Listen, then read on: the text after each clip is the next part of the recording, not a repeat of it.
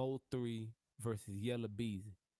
But what I'm saying is like, why wait till y'all get y'all fans and why wait till y'all have all these supporters and y'all have all the jewelry and the watches and the cars and the Porsches and the Mercedes and the bitches and the grills? No, I'm keeping it real. Why wait for y'all? Why work hard for all that just to go backwards? The state of Texas is no stranger to producing hit-making rappers that have impacted the music industry. They have lyrical greats like Scarface and Trey the Truth, one of the greatest duos in rap history with UGK, the era of Pow Wow and Mike Jones, which I feel deserves majority credit for starting the wave of people wearing grills, which is still very popular today, and bringing us Billboard topping artists that have reached global superstar status like Travis Scott and Megan Thee Stallion. It's also home to the very well-known record label Rap-A-Lot. And yes, I know I left off a lot of other names, but you get the picture. Texas is definitely a powerhouse when it comes to the music industry. Imagine being able to build an app with your name on it, just by thinking about it. Meet Base 44. In the mid to late 2010s, multiple rappers started to emerge in the Texas rap scene and started a new era of music from the state as these rappers were telling their stories about being in the street and living that street life, not only making money, but allegedly committing serious crimes as well. This has also been said to be the time that gangs like the Bloods and Crip sets made their way into the state. Throughout the multiple rappers that would come from this era, two stuck out and started getting mainstream success, and the two were both from the city of Dallas, which was Yella Bezzy and Mo3. Yella Bezzy grew up playing sports during his childhood and had plans of a future in football. Going into his teenage years, he would begin rapping at the age of 13 and released his first mixtape at 14. He allegedly also began being in the streets around this time, selling drugs to help support his family. Dallas did you grow up in? Oak Cliff.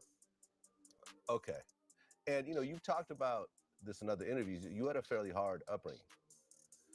Yeah, it was, give and take. You know what I'm saying? Everything wasn't good, everything wasn't bad. You feel me? Like, I tell every time in my interview, I got to dress it up because, my mom my biggest fan. So I never want to discredit my mom or make her feel like she ain't do shit. Like I said, it's regular struggle. Like, we went through the normal everyday struggle that you have upbringing for, like just whatever, however you want to say it. You feel me?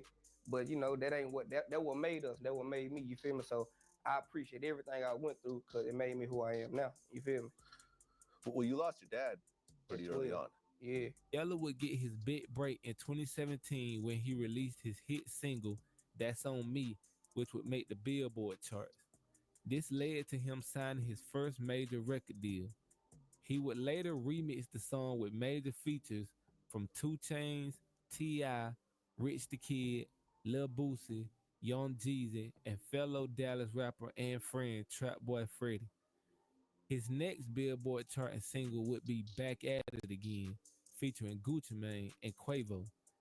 As of today, these are the only 2 singles he had reached the charts, but he does have other popular singles like Up One featuring Lil Baby, What I Did featuring Kevin Gates, and Restroom Occupied featuring Chris Brown. He also would open up for Jay-Z and Beyonce on their tour in Dallas and Houston, which really put him on the radar as one of the top rising artists. When I dropped it, I just started getting like an instant kind of like feedback. We were like, damn. People like, man, this might be the one. I started getting calls from people like, man, I ain't gonna lie, bro. I just let such and such hear it. I think you might got you one. I was like, damn. I think it was DJ Khaled reached out or somebody had reached out and was like, Beyonce concert, they coming down here and they want you to open up. Like, fuck it. Come on. They ain't gotta pay me. I don't even care about no payments or nothing. They just come on. I'm with it. I'm there. You ain't gotta tell me no price. It ain't no price. It's on me. Just get me and my people in, just like 2-3 of us, and we all right. While Yella was gaining mainstream attention, another rapper by the name of Mo3 was building up a buzz as well. Since a kid, Mo3 would say he has always been looked at as a problem child. He would speak on how it was growing up for him in an interview, saying his mom was like the neighborhood mom, meaning she would let all his friends come and stay with them all the time, and also saying his father was present in his life. I got partners. I got partners that my mama raised in the same house, like for real, like living with us. Like they wasn't with their mamas, they was with us.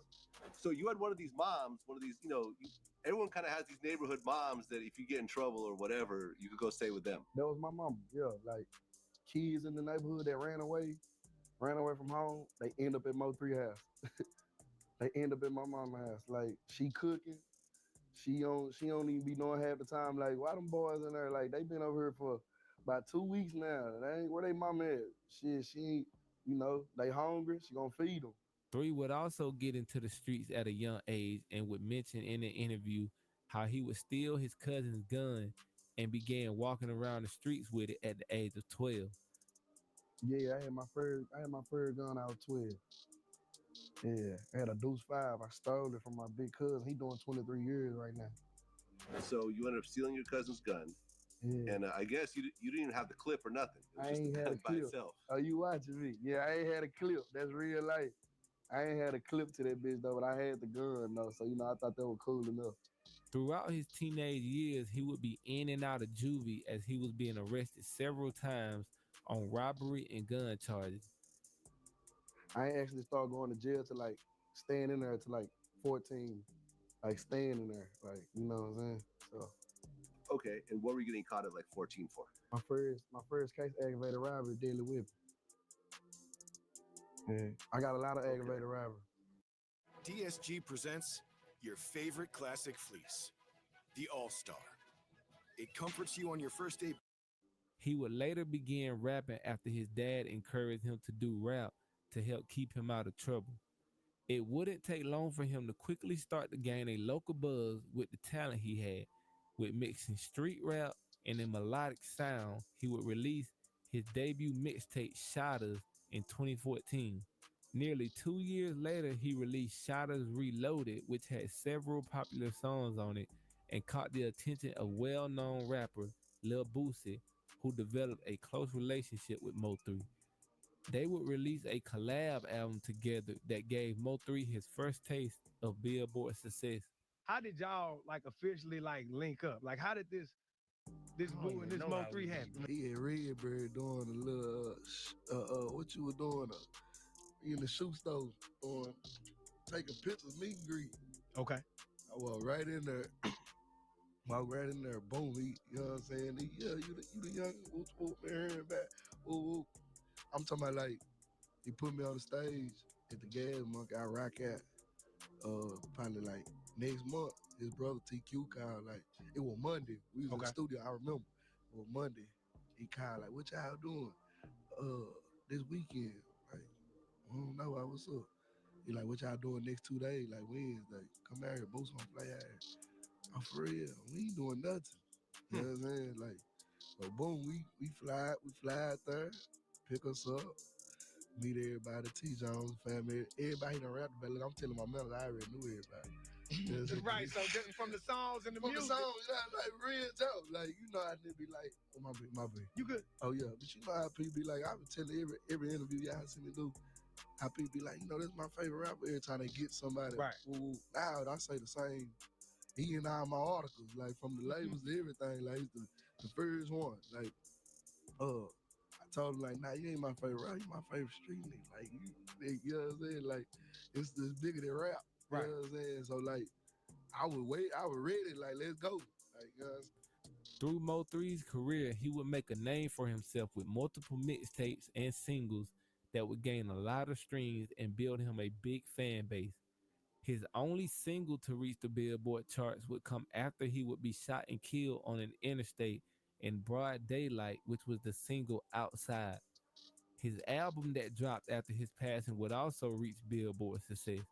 As you can see, Mo3 and Yella Bezzy were both on their way to having a bright future in the music industry, but the two would bump heads and end up in a beef that would eventually change both of their lives and the people around them. Like most beefs, the two rappers began on good terms, even being seen on pictures together, and while it's unclear on what really started the beef, it has been speculated that the whole thing started out of jealousy and competition on who is the top rapper coming out of Dallas.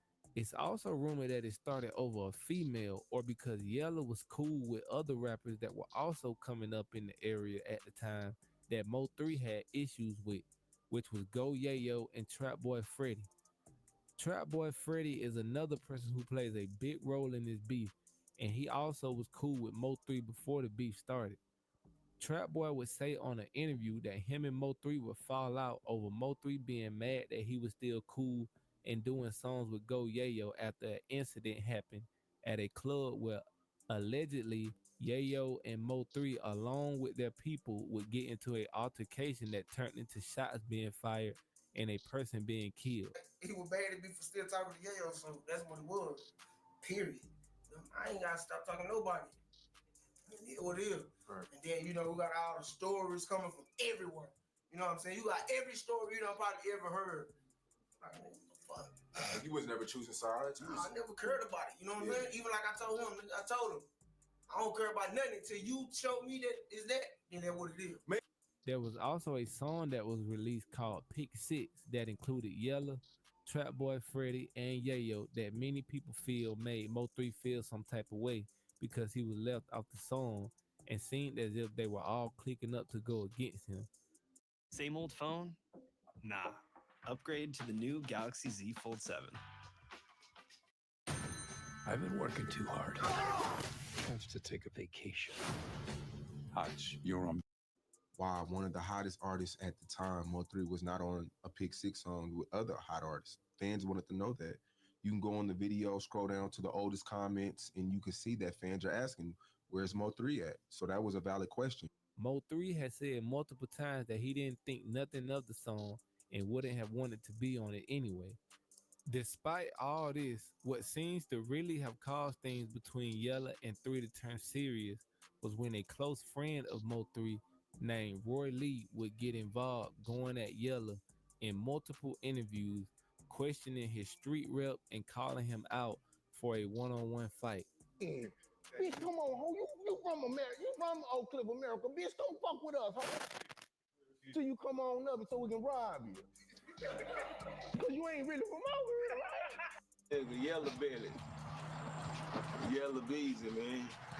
Yellow Belly. That's your name for him? Yeah. So shit, yeah. I'm trying to get it out the way, man. But he been ducking and dodging and running with it, man. So that's what I'm trying to do. He would also speak on an altercation where he would allegedly be jumped by Yella's crew. He ain't got nothing from them shoulders, nigga. You ain't hit me, nigga. Sneaking, you gotta boom. Gotta knock me out. Sneaking and getting it blocked. That ain't gonna work. Sneaking and getting it blocked. That ain't gonna work, nigga. You know who hit me. Your heavy-handed ass partner that was behind me hit me in the back of my head. My shit still hurt too. Yella would stay quiet during most of this, while Roy Lee took every chance he could to continuously speak on him. All of this trolling would eventually end up catching up to Roy Lee, as he would be shot in the parking lot of a shopping center in North Dallas in September of 2018. I was just about to go. I was just about to drive off. I said, I'm at Texaco. Oh, I thought you said Shells. Well, man, you heard me say. You know how I be doing, just driving around. So I just backed in the park at the barbecue spot.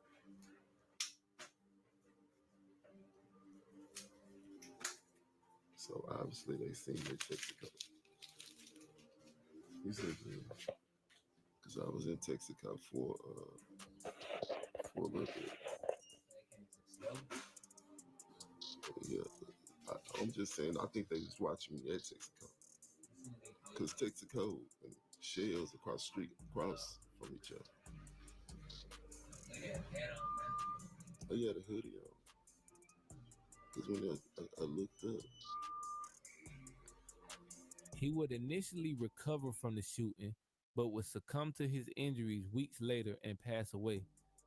There has been no evidence that Yella and his crew were connected to the shooting, but many would speculate this because of the way Roy Lee made himself a target by jumping in the beef and repeatedly trolling Yella.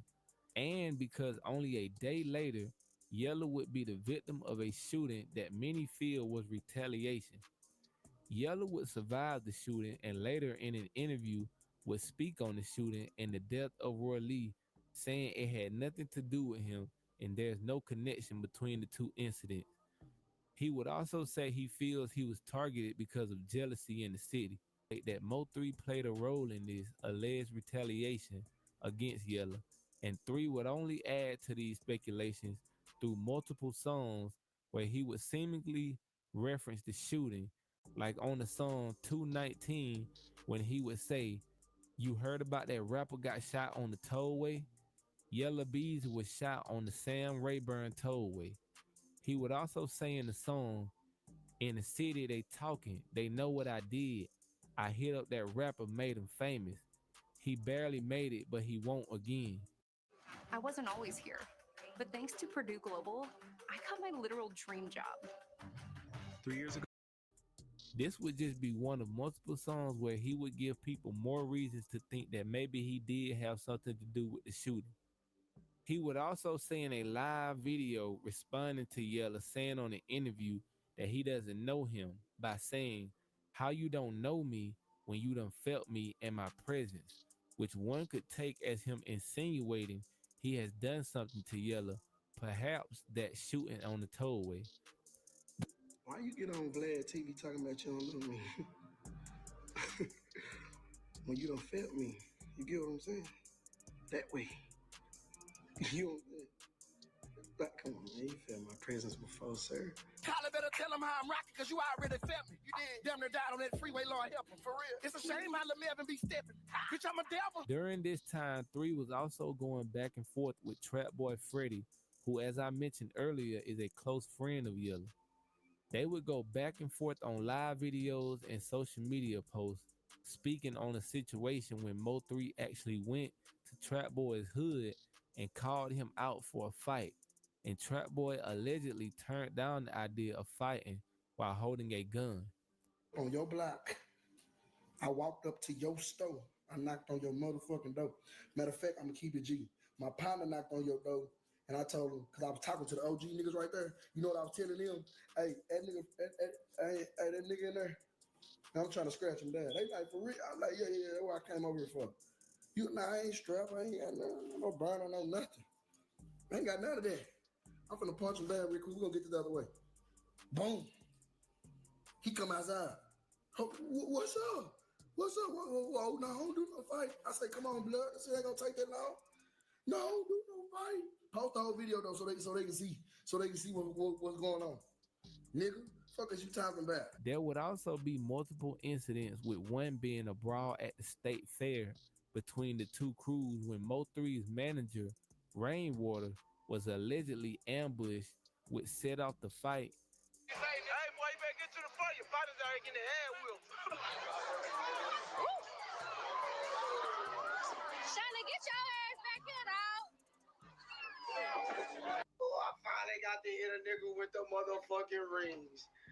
Yes, sir. Finally got to give me one. They were out there having 9th grade knockout. That shit was fun to bit, man. And another situation at a club where another altercation would take place, but this time shots being fired, and allegedly, according to Mo3, Trap Boy was shot, but Trap Boy says he was just grazed, which technically still means you were shot, but in the streets, due to egos, some look at it differently. Pussy ass op laid up in a hospital talking about he got in a car wreck. Boy, fuck that, talking about you broke your leg. Tell these niggas you really got hit up. Yeah, pussy ass nigga. Bitch ass nigga, you capping. You got hit up. Everybody know you got hit up when you pussy ass went to the hospital. You telling people don't record it. Don't put it out there, because you want motherfuckers to think in the city you untouchable. Nah, bitch, it's pressure. Nigga talking about he broke his leg in a car wreck.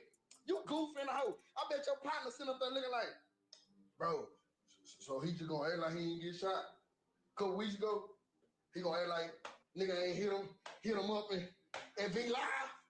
Stop playing. I don't know who did it. I'm just saying, why you capping like your leg got broken in a car wreck? Pussy ass back up down. Oh, Talking about you don't tell nobody. Nigga, everybody knew that shit, nigga. Fucking nigga, you just like a bitch. I couldn't wait to tell. Yeah, I knew it. 3 would also mention something about a Sprinter bus being shot up in that diss on 219 that some have assumed he was dissing Trap Boy, as Trap Boy would post a video of a new Sprinter shortly after this. Now remember, I just mentioned how at the fair that 3's manager was allegedly punched by Trap Boy or someone in his crew. Well, this wouldn't be the only time his manager would be the victim of a fight because of his ties to Mo 3, because he would be attacked once again at a nightclub in Dallas, but this time by Yella Bezzy and his crew. Yella would be seen on camera right after the attack bragging about beating up Rainwater, and the whole incident was caught on surveillance video, which led to Rainwater suing Yella, saying he suffered a dislocated hip as a result of the attack.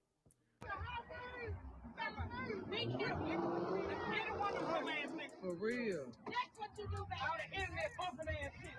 Oh, okay. Internet. Nigga running. Nigga ran for one nigga. Nigga, I beat him up. What's that, nigga? Hey, come on, come on. Release that.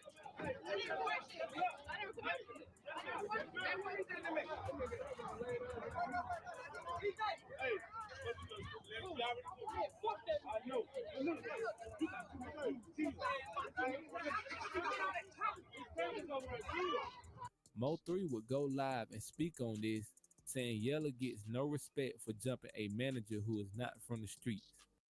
Living with opioid addiction can be a struggle. Supplicate with counseling is for adults with moderate to severe opioid. I keep saying, whatchamacallit beats up Mo 3's manager. First of all, I want y'all to understand that's the only way the views, the numbers, and everything gonna go up because it's got my name in the front of it. First of all, y'all taking it like a nigga whoop me or something. Nigga dodging me, nigga ducking me, nigga ain't even trying to be no vicinity of me. I don't know why I'm a friendly rapper, nigga know what's up. Anyway, listen, this ain't even about me. Fam, the video come up, I'm finna show y'all both videos. You get, cause guess what, you bitch, you, they recorded it. Hold up. Hold up, 3. Hold up, 3. Hold up, 3. Boom. Boom. Let me say this first. Rainwater, my manager, is not no street nigga. Let me say it again. Rainwater, my manager, is not no street nigga. He graduated high school and went to college, sir. Sir, you get what I'm saying? He was promoting and throwing college parties for a living. He wasn't selling drugs. He wasn't gang banging. He wasn't locking B's and C's. He wasn't doing none of that. You get what I'm saying? Let me say that again. Rainwater, Mo 3's manager, is not no street nigga. He's not no street nigga. He ain't out here. He pull his pants up on his ass and, you know, and whoop the whoop and, you know what I'm saying? Talk like he got some sense.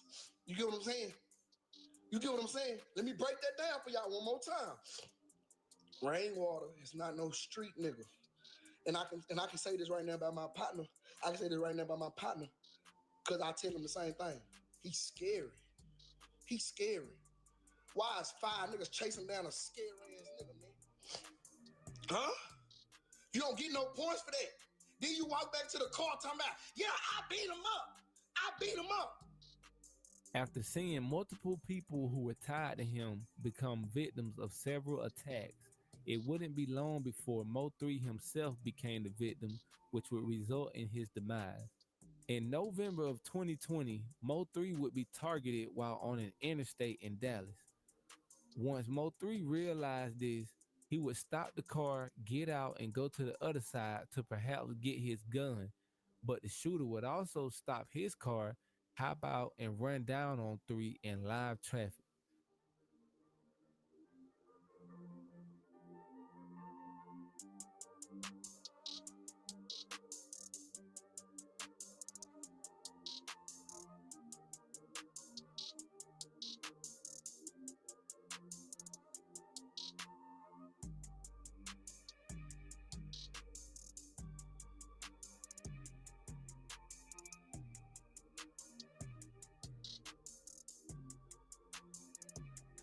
Mo 3 would not survive this attack as he was pronounced dead on the scene.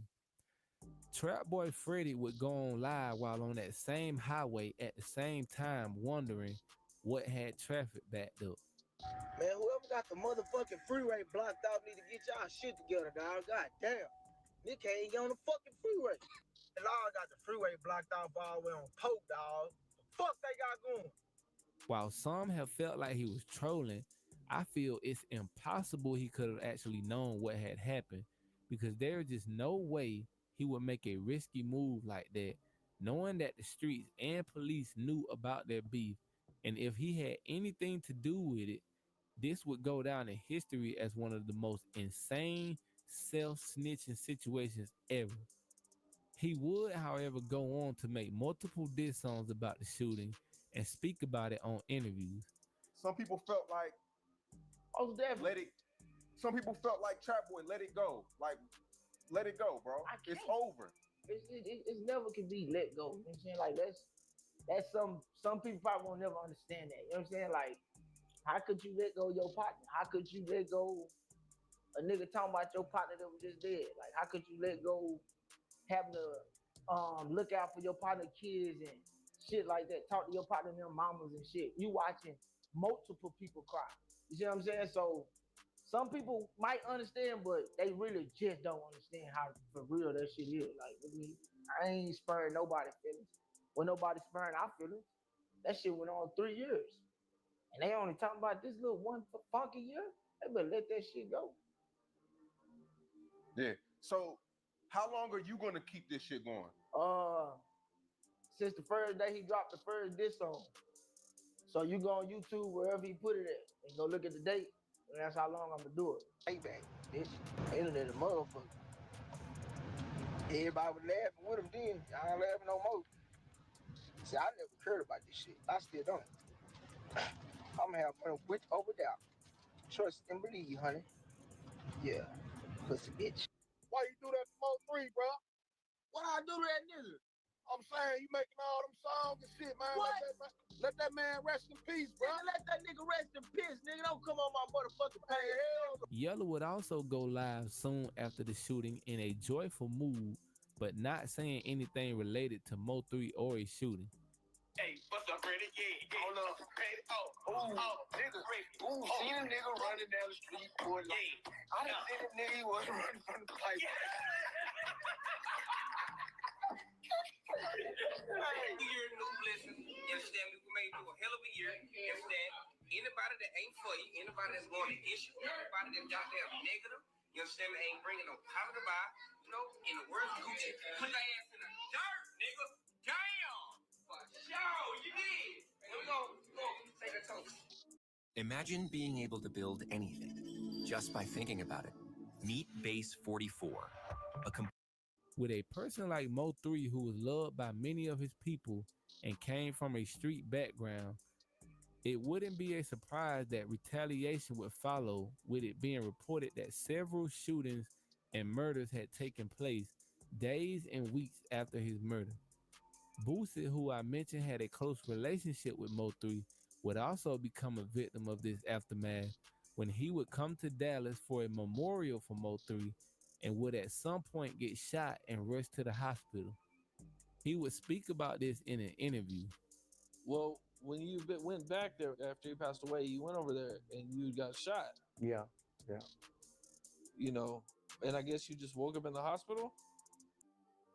What all, you know, you were just there, man, just to, you know, kind of celebrate Mo 3, and you ended up Yep, getting shot. I just was going to pay my respects. You know, pay my respects because that was my real friend, and I didn't get shot. When you get shot, you don't talk about it. You just wake up in the hospital. The wind shot me. It was windy that day. It was in November. Well, how bad was the shot? Because I believe I seen that you know, you had a few complications with it going forward. Yeah, I mean, still got iron in my leg, bro. Oh, wow. Yeah. Damn. It blew my kneecap out. Damn, bro. I told him to fuck out that city, bro. I told him, bro, you know. I told him. A month after the murder of Mo 3, a man who is believed to be the actual shooter was arrested and charged with the murder. He would have some very incriminating posts on his Instagram, including pictures with a gun similar to the one seen in the video of the shooting, and also a picture with a car that looked the exact same as the one that was also used in the shooting. The following year in 2021, a second arrest would be made as the story went that this guy was upset that Mo3 had relations with the mother of his child, and through investigation, cell phone records and messages and calls between the two suspects were exposed leading up to the shooting. The careers of both Yella and Mo3 would be affected by this beef because after Mo3's death, Yella's career hasn't been the same. It seems like no matter what, he hasn't been able to regain that same momentum he once had and was being heavily watched by the police. But for years after the second arrest, it looked like despite all the beef and altercations between Mo3 and his main ops, his killing was over something completely unrelated. But there was this picture on the alleged shooter's page of him and Yella Bezzy that always left people thinking there was at some point some kind of connection between the two. So years went by with no real evidence linking Yella or anyone he was close with, including Trap Boy, to the murder. Then, in what would send shockwaves through social media, out of nowhere, 5 years later, in March of this year, Yella Beezy would be arrested on murder for hire charges in the death of Mo 3. Breaking news stories tonight, starting with an update on a rapper gunned down on a highway 5 years ago. Dallas police now say Yella Beezy hired a hitman to kill his one-time friend turned rival. Allegedly, phone records show a payment sent to the shooter from an account under Yella's name after the murder to go kill Mo 3. If we go back a little, Mo 3 did mention multiple times in songs and interviews that there were rumors of money being out on his head in the street. I've had people DM me and say they put 30,000 on my head. And you know, you talked about you getting those type of DMs and those type of rumors. I get that all the time.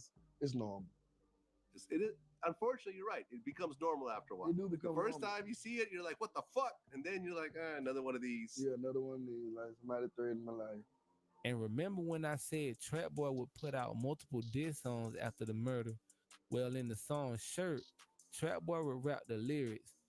Dissing on Lil Dre left his lil on 35, which is the name of the highway Mo 3 was killed on, and Lil Dre could easily be assumed to be Yella, whose middle name is DeAndre.